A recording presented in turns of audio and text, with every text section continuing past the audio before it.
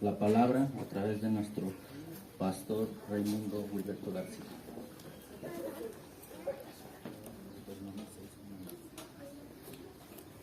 Vamos a abrir la palabra de nuestro Dios ahí en Deuteronomio capítulo 6. Saludo a todos mis hermanos y amigos y visitantes que el día de hoy están aquí. Que sean bienvenidos y esperamos en Dios que, así como ustedes han sido de bendición para nosotros el estar ustedes aquí, seamos nosotros de bendición para ustedes al estar aquí. ¿Vale? Deuteronomio capítulo 6.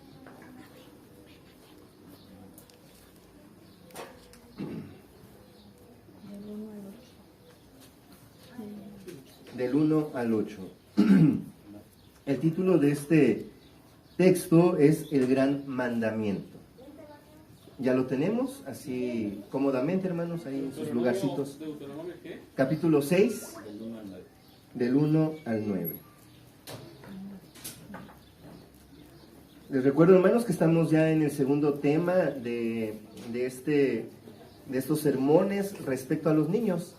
El medio año pasado estuvimos hablando acerca del matrimonio, ¿verdad? Este medio año estamos hablando ahora de cómo nosotros como padres podemos dirigir a nuestros hijos y cómo también, siendo nosotros hijos, impactó en nosotros la educación de nuestros padres. Y bueno, corregir lo que se tenga que corregir y adelante, ¿no? ¿Ya todos lo tienen? Deuteronomio capítulo 6. Amén. Dice así la palabra de nuestro Dios.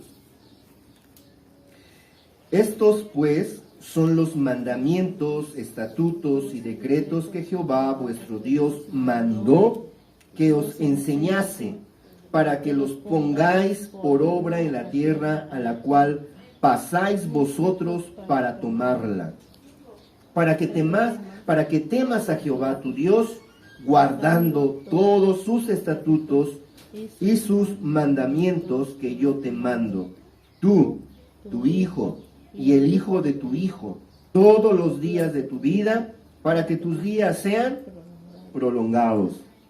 Oye pues, oh Israel, y cuida de ponerlos por obra, para que te vaya bien en la tierra que fluye leche y miel, y os multipliquéis, como te ha dicho Jehová, el Dios de tus padres.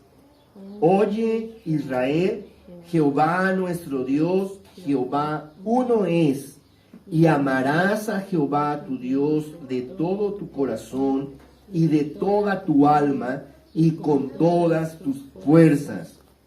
Y estas palabras que yo te mando hoy estarán sobre tu corazón y las repetirás a tus hijos. Y hablarás de ellas estando en tu casa y andando por el camino y al acostarte y cuando te levantes. Y las atarás como una señal en tu mano y estarán como frontal entre tus oídos, entre tus ojos, y las escribirás en los postes de tu casa y en tus puertas. Tremenda, ¿verdad? Lectura que acabamos de escuchar. Vamos a orar. Papá, te rogamos, Señor, humildemente que en esta meditación de tu palabra puedas aplicar la enseñanza en nuestra vida, que sea útil para nuestra vida, Señor, que a través de esta tu palabra, Señor, podamos ser corregidos y podamos ser enseñados y podamos ser también consolados por ella, por tu palabra, por ti, Señor. Te rogamos, Señor, que tu palabra no vuelva vacía, que dé el fruto que tú quieres que dé y que nosotros podamos dar la respuesta positiva a ella, Señor. Bendice, Padre, a nuestros amigos, a nuestros invitados. De verdad, Padre, te ruego humildemente que los bendigas abundantemente y que ellos también puedan disfrutar de esta palabra tuya, Señor. Quita el cansancio, Señor, la pesadez, el sueño, Padre, que podamos, Señor, estar atentos a este momento, Padre. En tu nombre te lo rogamos, Señor Jesús. En el nombre de Jesús lo pedimos al Padre. Amén. Amén. Algo tiene en común esta lectura que acabamos de hacer, si se dan cuenta. Están hablando de padres y de hijos, ¿no? Y que Dios bendiga a tus hijos y a los hijos de tus hijos y a los hijos de tus hijos. Estamos hablando de de la responsabilidad que yo tengo como padre frente a mis hijos. Y evidentemente el énfasis aquí es la enseñanza. Es nuestra responsabilidad dirigir a nuestros hijos de una manera correcta. El tema del día de hoy es el desarrollo de tu hijo, influencias que moldean. El desarrollo de tu hijo, 2 puntos. Y el tema enfático es influencias que moldean. Yo creo que todos estamos de acuerdo que nuestros hijos tienen no solamente nuestra influencia, está la influencia interna de la casa, pero también está la influencia externa, la de allá afuera, la de la calle, ¿no? Así que nosotros nos preocupamos por ponerle ciertos valores y allá afuera también se preocupan por poner otros valores. Así que el niño está expuesto a una gran multitud de influencias. Así que tenemos que meditar en este día que el niño está, además de expuesto a las influencias, a ciertos eventos que van a repercutir en su conducta para toda su vida, también es la forma en la que ellos lo perciben. O sea, eso es importante. Por ejemplo, pensemos así, la muerte de un adulto mayor ya de 99 años. Para un adulto, esta muerte es percibida de una manera. Un niño de 6, 7 años percibe esa muerte de otra manera. Claro, un adulto dirá, nosotros diremos, bueno, pues ya era, ¿no? Ya era necesario. Pero para un niño puede ser traumático. ¿Cómo? ¿Por qué mi abuelito se murió? ¿A dónde fue? O sea, el mismo evento puede repercutir en el corazón del niño de una manera en la cual nosotros no nos imaginamos. Las acciones que nosotros hacemos también son interpretadas por nuestros hijos. Por ejemplo, díganme si no es verdad. Como adultos, de repente tenemos que marcarle un límite al hijo en los medios electrónicos. ¿Cierto o no? Y se los quitamos.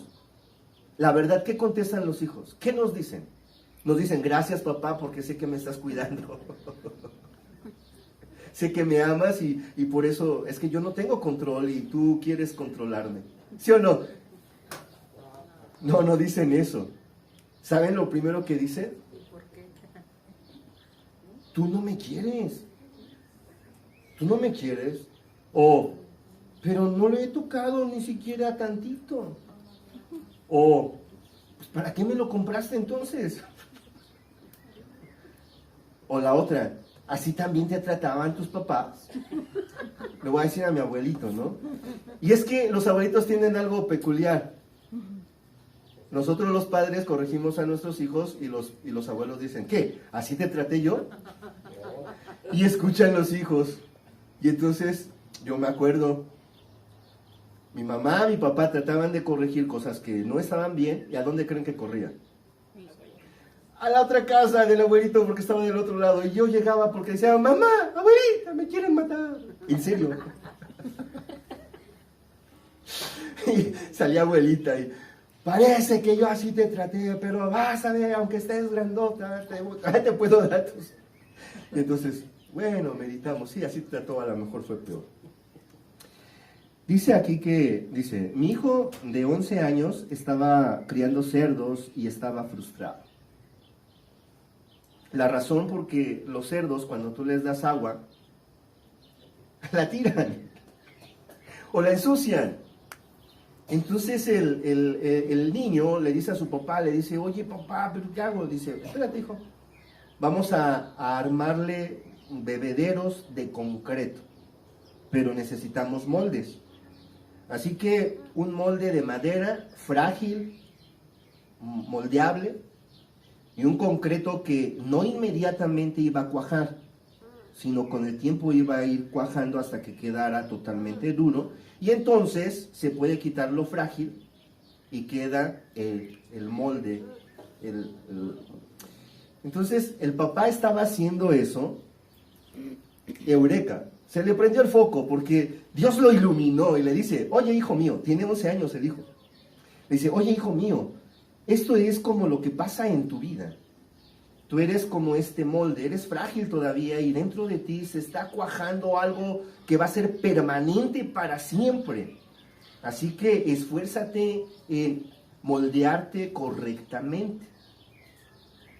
Y el niño se le queda viendo, no contesta, y de repente corre y se va a jugar. Y entonces el papá se queda. ¿Qué es evidente? Que el niño ni siquiera entendió lo que le dijo su papá. El niño no está interesado en ser moldeado y tampoco está interesado en que su conducta va a ser permanente para toda la vida. Él ni siquiera sabe, yo creo que ese lenguaje no le interesa. Está percibiendo otra cosa. Aquí entonces el detalle es que como padres tenemos también que buscar la manera de que nos entiendan y que sea correcto lo que nosotros les queremos decir. O sea, si le arrebato el celular a mi hijo, tengo que explicarle por qué. Y si en ese momento no se deja, porque hay otra cosa también chistosa, ¿no? Estamos muriendo, nos estamos ahogando, pedimos auxilio, y cuando inmediatamente viene el salvavidas a salvar nuestra vida, ¿qué creen que hacemos? Lo hundimos. ¿Qué tenemos que hacer entonces? El salvavidas, ¿qué tiene que hacer? Tiene que esperar a que el que se está ahogando realmente se esté ahogando.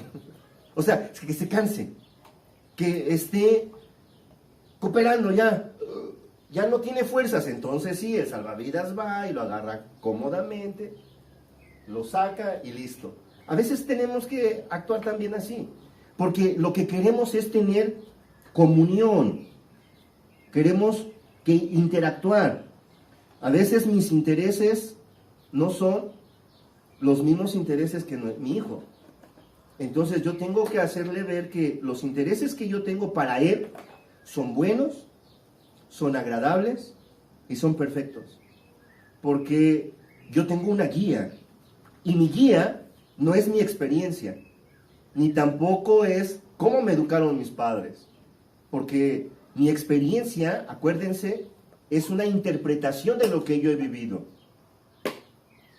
Y la educación de mis padres tampoco es perfecta. Pues aquí estoy. ¿Lo subimos? ¿No se oye? ¿Sí? Ok.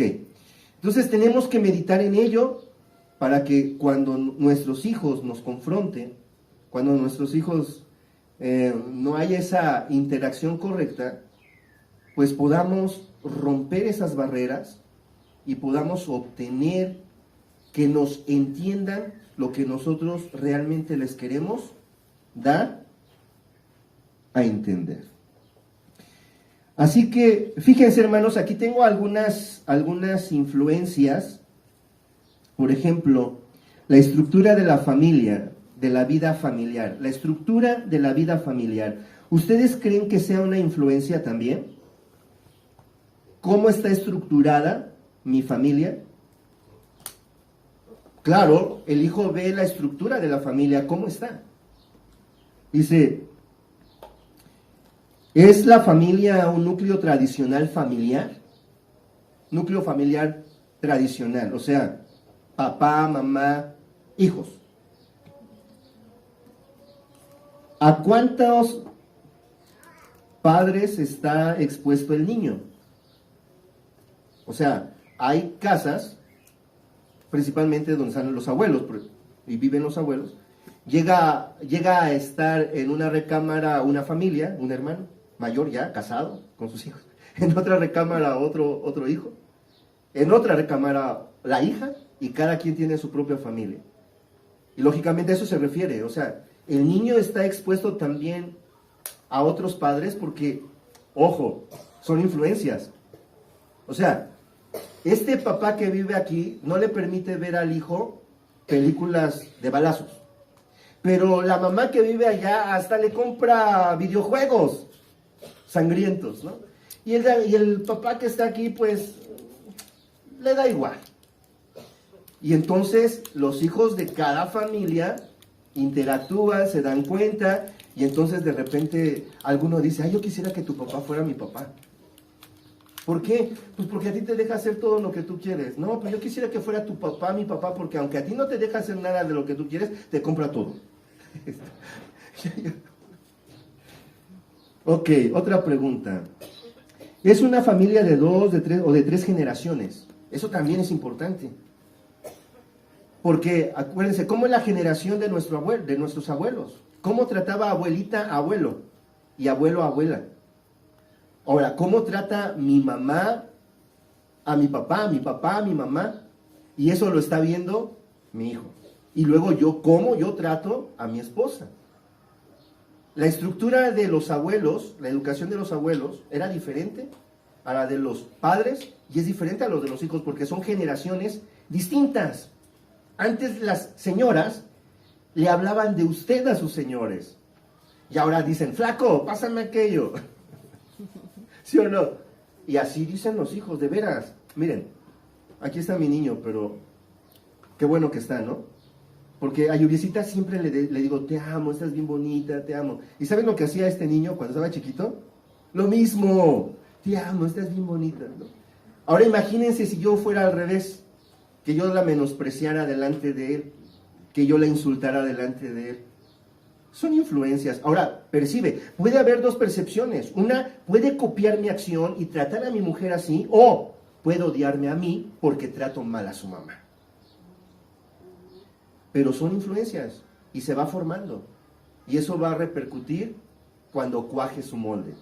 O sea, ahorita está siendo moldeado, pero un día ese molde se va a quitar y vas a tener al hijo que criamos. ¿Están ambos vivos y funcionando en el hogar? Ojo, vivos y funcionando. Pueden estar los dos vivos si uno es disfuncional. Sí, claro. ¿En cuántos hogares está el papá pero está ausente? La que trabaja, la que sostiene, la que dirige es la... O al revés también, ha habido papás que hacen todo. Y ahí está la mamá, pero también ahí están las influencias. ¿Por qué creen que a veces... Miren, esto yo lo vi cuando estudié, esto lo vi en la prepa y en una clase de psicología con el padre del psicoanálisis, Freud. En un hogar, fíjense lo que decía él, bueno, me acuerdo de mis clases, en un hogar donde hay matriarcado, los hijos están expuestos a salir, a creerse matriarcado, aun cuando sean hombres. No sé si me expliqué, no lo quiero decir tan claro, pero creo que sí, ¿va? Sí me di a entender. Porque hay una influencia, o al revés. Cuando hay patriarcado, también los niños crecen y tienen un carácter. Entonces, la primera influencia que nuestros hijos tienen es nuestra estructura, la estructura de nuestro hogar. Sally, fíjense, este es un ejemplo. Sally y su esposo vinieron a consejería. Ellos se acababan de casar y estaban enfrentando dificultades de ajuste. O sea, compatibilidad. No se entendían. ¿A cuántos de nosotros nos pasó eso? A nosotros no, ¿verdad? A todos nos pasa eso. A todos. ¿Por qué? Ahí viene, ¿eh? Dice, una de las cosas más difíciles para Sally era que su esposo no organizaba su vida alrededor de ella. Fíjense, era el problema de Sally. El problema de Sally era que su esposo no vivía para ella al 100%. No giraba todo alrededor de ella. Luego dice, ella había sido hija única. ¿Ya se dieron cuenta?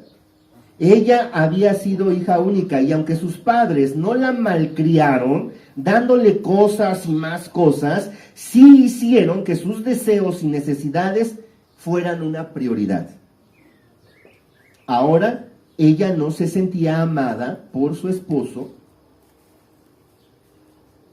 ¿Por qué? Porque ella fue criada en que todo giraba alrededor de ella. y su esposo en sus decisiones y en sus acciones, no todo gira alrededor de ella. ¿Es claro este ejemplo? O sea, a ver hija, a ver hijo, pero si es tan fácil un matrimonio, pues nada más tú amas y tú respetas y ya. ¿Cómo es posible que no se puedan empatar, no puedan convivir? Pues no sé, mamá. El otro, pues no sé, mamá, ¿no? Entonces aquí le rascamos. Aquí es donde nosotros rascamos como consejeros. A ver, vamos con la historia familiar. ¿Cómo fue tu estructura? ¿Dónde vivías? Habían más padres, lo que ya dijimos, ¿no? Para no repetir. Muy bien. Otra influencia importante son los valores. ¿Se acuerdan de cierto canal de la televisión? Algunos comerciales que dice, ¿tienes el valor o te vale? A eso se refiere. ¿Qué valores hay en nuestro hogar? Porque puse hace un rato un ejemplo. Esta familia que vive en la misma casa, en el mismo terreno, pero que son 3 familias, esta familia no permite que haya agresividad ni siquiera en televisión. O sea, no permiten, ese es un valor, ¿no? ¿Sí o no? Sí, ese es un valor. Pero en aquella casa son muy liberales. Ahí sí, hasta se hablan en groserías. Y pues lógicamente los niños, pues también. Y de este lado, pues les da igual. O sea, no hay. Esos son los valores. Esos valores los aprenden los niños, pero también los interpretan. Y precisamente aquí hay un hermanito que me ponía un ejemplo.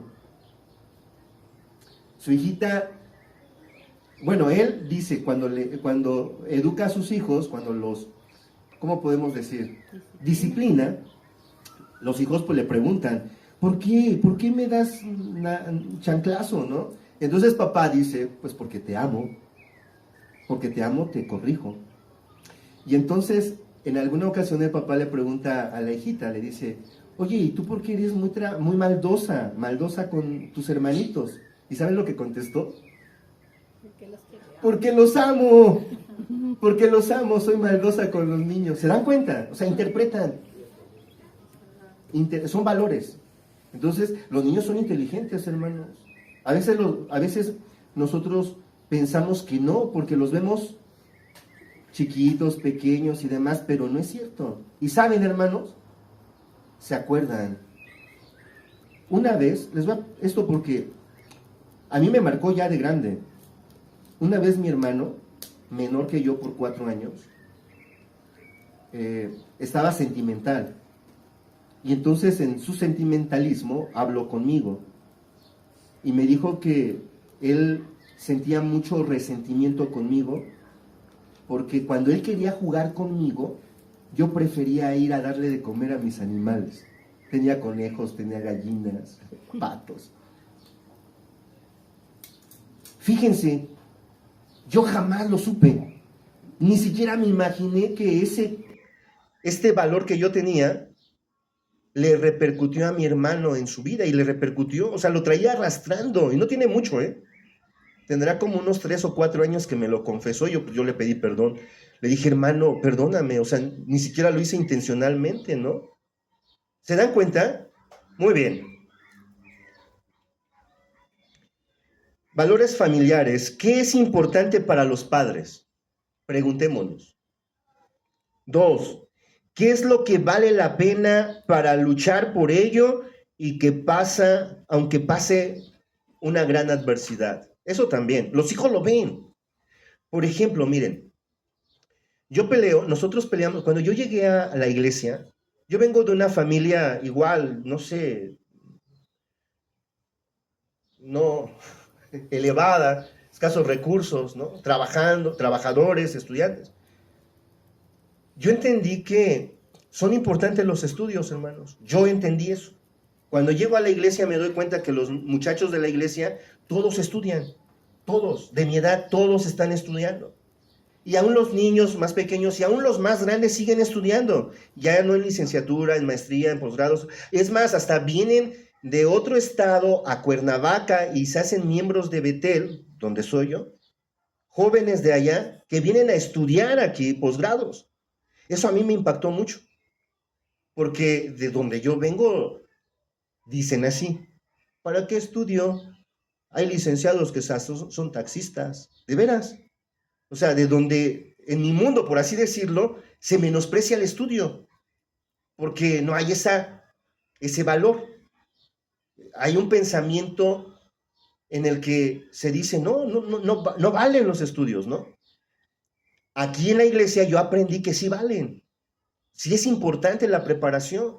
Nuestros hijos, entre mejor preparados estén, mayores posibilidades tienen de defenderse en este mundo tan agresivo. Una cosmovisión incluso hasta más grande, de veras, hermanos. Cuando nuestra educación es corta, nuestra cosmovisión también es corta, de veras. Hasta supersticiosos somos, demasiado supersticiosos, de veras. ¿Por qué? Porque nuestra educación es corta y ahí están también nuestros valores. Entonces, ahí está uno. En esta casa no le importan los estudios, porque seguramente el papá nunca estudió y tiene mucho dinero. Pero ¿qué creen? En esa época se podía. No se requerían de tantos estudios. Miren, esto es verdad, hermanos. Yo conozco a una hermana, creo que, bueno, la hermanita Lupita ya falleció, pero salían antes de la primaria y se iban ya a estudiar para maestras o maestros. ¿Sí? Ahora pues ya avanzó la educación, ya ahorita tienes que estudiar primaria, secundaria, prepa y entonces, y hasta ya tus posgrados, pero así era antes. Entonces, la pregunta por la que sale aquí es, ¿qué es lo que vale la pena por luchar? O sea, hijo, estudia esfuérzate por tus estudios, ¿no? En una familia, por ejemplo, un matrimonio con esos valores, el esposo ya tiene su trabajo, pero sigue esforzándose en tener un ascenso y estudia. Y es el ejemplo que le está dando a su hijo. Otro papá dice, pues ¿para qué estudio? Sí, así vivimos bien. ¿Saben cómo se dice? Hoy es quincena. Vivamos como rey hoy y aunque los otros 14 días como limosneros. ¿Y quién creen que lo escucha? Y aunque no lo digamos, a veces lo vivimos, lo hacemos pues. Llega la quincena, nos las gastamos toditita ese mismo día, sin decir nada, ¿y quién cree que lo vio? ¿Y qué valores le transmitimos a nuestros hijos? ¿No? Otras influencias, está tremendo este tema, ¿verdad, hermanos? Pero a mí me encanta porque además de que meditamos en la palabra de Dios, lo podemos aplicar en nuestras vidas. No estamos hablando al aire. Esto nos sirve, es importante. Y si tú todavía no tienes hijos, como aquí veo señoritas chiquitas, ¿no? Claro, tú no tienes hijos, ¿sí? No. Pero un día, más adelante, pues si Dios lo permite, los tendrá. Y ahorita, y cuando ese llegue, entonces va a decir, ¿cómo quiero que sean mis hijos? Y vas a tener que reflexionar. Ahora, al revés, como hijos, que ya somos adultos, ciertamente traemos a veces arrastrando traumas. Y a veces no sabemos por qué. Pero estos temas nos ayudan porque, pues por eso no le digo a mi esposa cuánto gano. ¿Por qué creen? Porque mi papá tampoco le decía. Cuando mi mamá le decía, oye, mi amor, ¿cuánto ganas? ¿Qué? ¿Te hace falta algo? Entonces ahora entiendo yo por qué a mi esposa no soy capaz de decirle. Pero quiero romper con ese patrón. Yo quiero romper con ese patrón porque en el matrimonio debe de haber confianza. Así que, mi amor, mira, aquí está mi nómina. Esto es lo que yo gano, reina. Ay, qué bueno que me dices, mi amor. Así para estar orando, para que nos alcance y administrarnos bien, claro. ¿Y eso quién creen que lo oye y lo ve? Los hijos. Pero también pueden malinterpretar, por eso tenemos que hablar. O sea, a ver, mi amor, yo le digo a tu mamá lo que gano no porque sea mandilón, porque allá afuera se lo van a decir. Yo se lo digo porque es mi esposa y somos una sola carne y tenemos que ayudarnos el uno al otro. Cuando tú te cases, tienes que ser así. Nos lo va a agradecer la nuera o el yerno. Muy bien. ¿Qué otra influencia creen que sea los roles familiares? Hace rato hablaba, por ejemplo, del matriarcado y del patriarcado. Es parecido a esto. Pero, por ejemplo, hermanos, miren, aquí hay un ejemplo en el que el papá es un papá que se descuidó. Se descuidó. Le metió bonito a la comida y se hizo mega obeso. No se alcanza a ver la punta de los pies porque de verdad está bien obeso. Se la pasa sentado. Los niños, sus hijos, tienen que cambiarle los zapatos. Ese es el rol de los niños. ¿Qué creen que está aprendiendo de los niños? Fíjense, o sea, no es normal eso. Un niño tiene un rol dentro de la familia. Si tiene que ayudar en el hogar, claro que sí, pero está en formación. Así que todo alrededor del niño tiene que ser educativo. ¿Y esto en qué le va a beneficiar? Al final, dice aquí el autor, a los niños les pesó. Y cuando tuvieron la edad, corrieron. La otra, hermanos, resolución de conflictos. Los hijos están en la otra recámara. Esposa, esposo, estamos aquí y estamos discutiendo porque las tortillas se le quemaron. Y ya llevamos 15 años de casado y no puede calentar las tortillas perfectamente como a mí me gustan.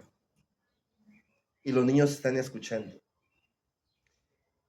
¿Qué están percibiendo los pequeños? Que a gritos y a regañadas y a reproches se resuelven los conflictos. Peor sería, y hay casos, ¿no? Donde el papá se levanta y avienta el plato de sopa a la cara de la mujer porque está fría. Y ahí está un varoncito.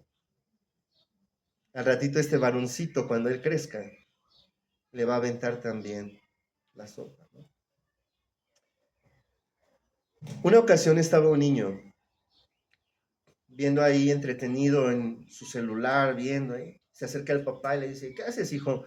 Ay, papá, es que estoy viendo a ver en qué asilo te voy a mandar cuando seas viejito. Así como tú mandaste a mi abuelito a un asilo. ¿Se dieron cuenta? Esa fue una resolución de conflicto. El abuelito nos estorba. Cuando tú estorbes, papá, también te voy a mandar a un asilo. Creo que ya vamos terminando, ¿eh?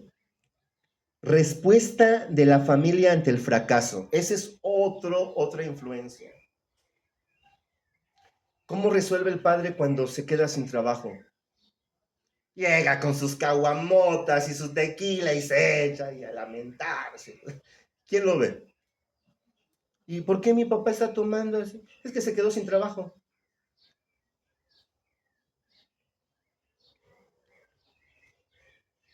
Reprobé mi examen profesional. Ya no voy a pelear por mi título. ¿Quién lo ve? ¿Quién lo escucha? Los hijos. Un tema relacionado es cómo tratan los padres los fracasos también de los hijos. Qué tonto eres. ¿Cómo es posible que te hayas sacado 9? Yo a tu edad y en ese salón y en esa clase yo me sacaba 11.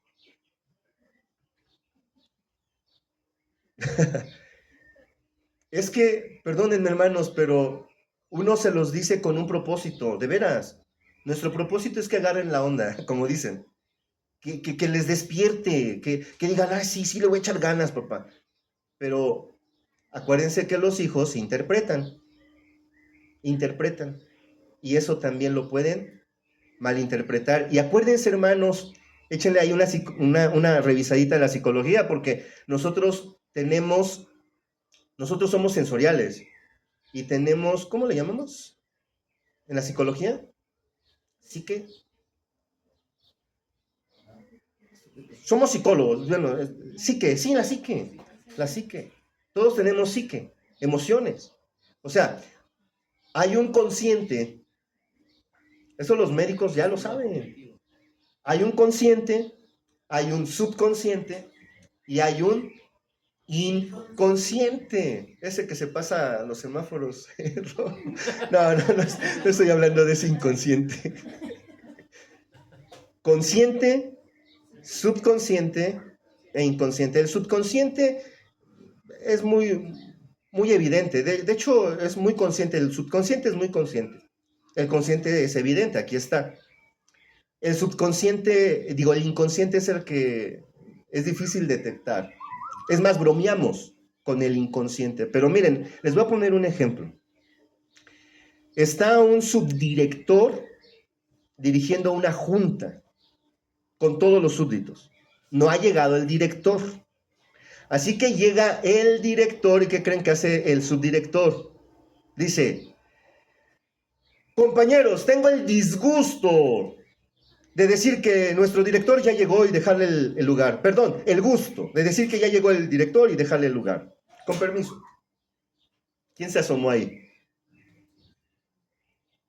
Fue broma. De verdad fue broma. Es más, para él fue broma. Pero ¿qué crees? Lo trae hasta acá adentro. Inconscientemente lo sacó. Por eso los psicólogos, cuando tienen a un paciente, indagan en esas cosas.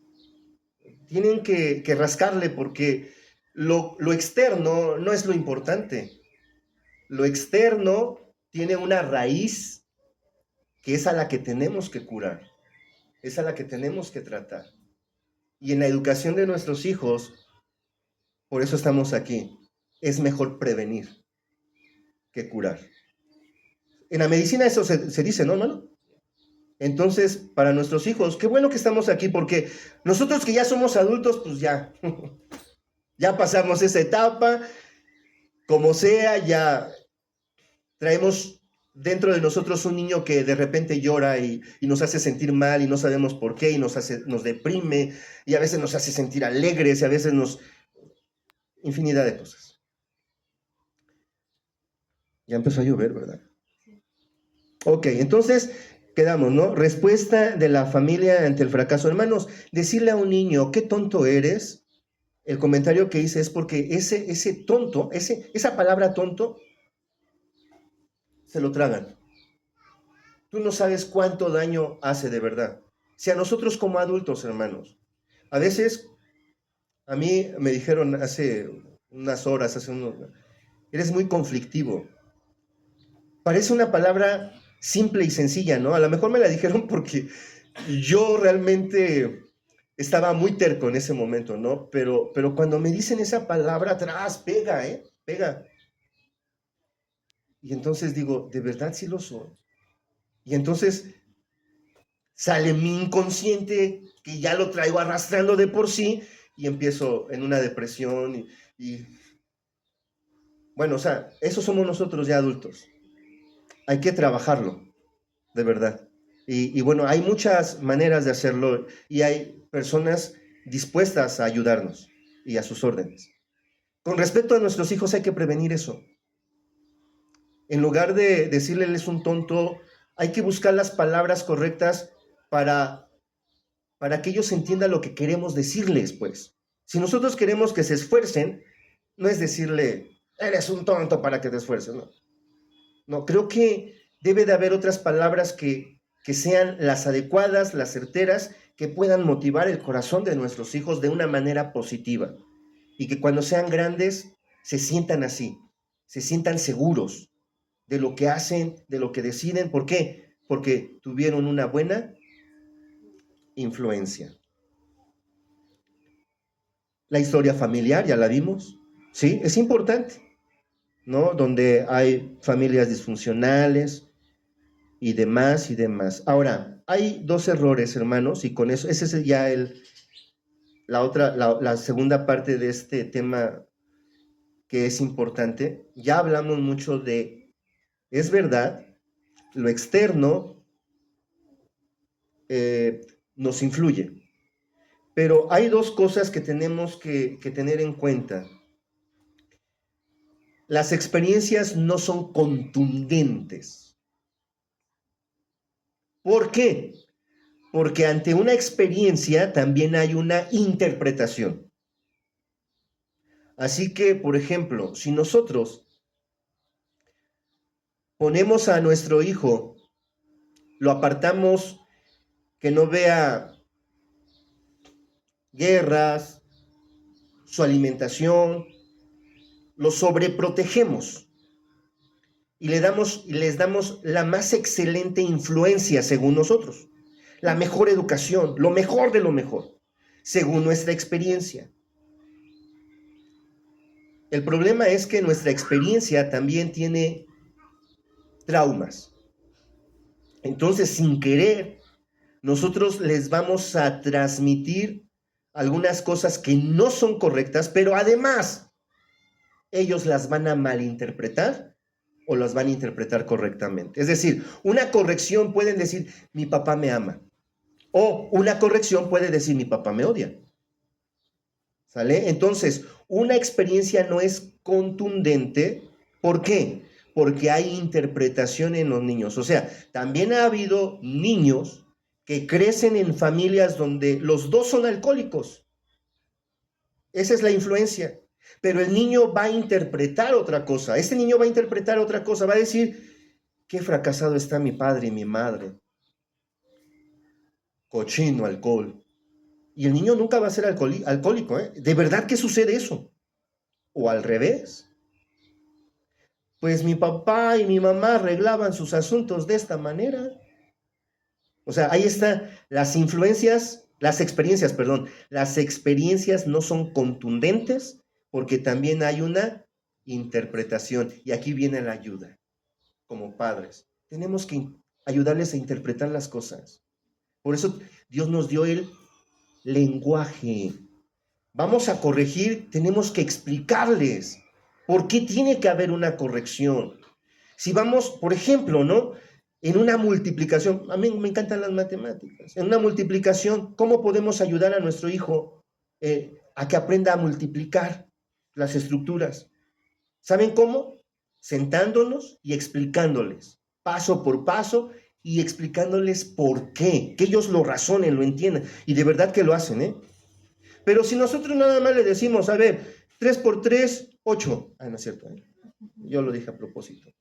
O sea, si nada más les damos la respuesta, sin diálogo, sin explicación, sin contexto, él va a interpretar lo que él quiera.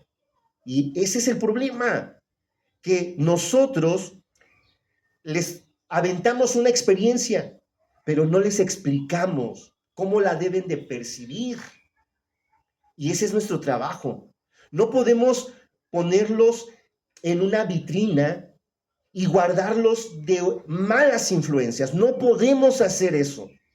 Pero lo que sí podemos hacer es interpretarles todo lo que ven hasta que ellos tengan la conciencia y la madurez de interpretar solos de una manera correcta.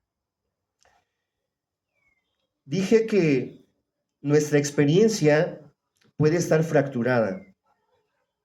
Así que el consejo es que vengamos a la Biblia. Por eso leímos Deuteronomio capítulo 6, versículo del 1 al 9. ¿Cómo debemos de educar y dirigir a nuestros hijos? A través del consejo de Dios, porque el consejo de Dios es el más perfecto. Díganme si no es tan perfecto. Al hombre, ustedes mujeres, al hombre le dice, ama a tu esposa. ¿A poco no es perfecto ese consejo? Claro, aplaudimos la Biblia porque es un buen consejo. ¿Y saben qué le dice a la esposa? Esposas, respeten a su marido. ¿Saben lo que dice a los hijos, Rubén? ¿Qué le dice la Biblia a los hijos respecto a sus padres? Que los honren, que los honren. ¿Y qué le dice a los padres respecto a los hijos? Que no los provoquen a ira. De veras, a veces nosotros como padres somos tan no tan listos del consejo de Dios, que a veces de atraer a nuestros hijos a nosotros, los rechazamos. Antier, tuvimos un evento en la escuela de Rubén, y en las preguntas que les decían a sus hijos, decían, a ver, de el 1 al 10, ¿qué tanta confianza le tienes a tu papá? Y yo, mi corazón me empezó así a latir, pum, pum, pum, pum, pum, porque le iban a preguntar a él. Y es que empezaron a preguntar, y hermanos, había niños que decían 5, 4, 6, 8. Y cuando llegan con Rubén, yo digo, y me dice, bien contento él.